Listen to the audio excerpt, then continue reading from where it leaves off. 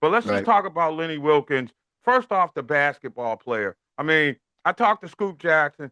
Scoop said he was the player that when you look at the legacy of basketball in Seattle, Uh-huh. it's Lenny Wilkens. I Mm. want to get your thoughts on that. Sure. I mean, he's certainly in that group, of the best players who ever played for that franchise. Lenny was is there's very few people that are in the Hall of Fame as a player and as a coach, right? So, I Mhm. mean, Lenny was a nine-time All-Star and, famously was, that part of that quote about, well, Lenny's going left, so just make, you know, just make him go right, and then he go right and kill you anyway. So. Do you see any of his thumbprint in terms of the way that we're playing the game right now? Oh, sure. I mean, the ball movement that those teams had to me is very much a precursor to the way the teams are playing today. You had Larry Nance and John Williams shooting jumpers regularly. Like that was not an unusual thing for those Cleveland teams to do. You had Mark Price splitting double teams, which is, um, again, something that a lot of teams do now. That's how they attack the double rather than trying to go around it, they go through it. All those things that were that I mean, a lot of things that are in the game now are things that Lenny preached, but Lenny always preached that the ball has to move, it can't get stuck.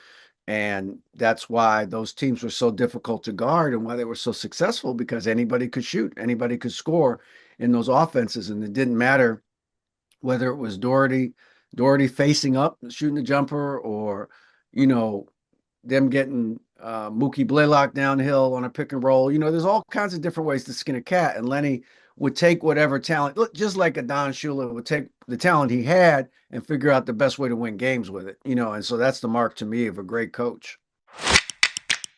There was a massive fallout when Lenny traded Dominique Wilkins. Yeah. If there was one, and I don't want to use the term loosely like blemish, Hmm. the Hawks were the number one. I think they had the number one record, certainly in the East, if not all the NBA at that time. Right. And they traded him. I thought the Hawks, and this is a franchise I don't think's ever played in the NBA Finals, that might have been their run. If there was a stain on Right. the record, would that be a stain?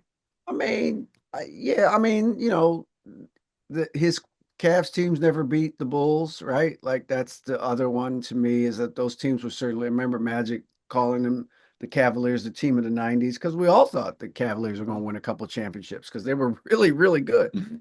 But they never did. Couldn't get past So Mike. yeah, I mean it was hard winning chips in the '90s with Michael and Magic and Bird in the way, so and Isaiah in the way. So, like it was just hard. So most teams didn't win chips. So but yeah, I mean, he had some really, really good teams in those years that didn't weren't able to break through. So if you want to call that a blemish, I guess you could.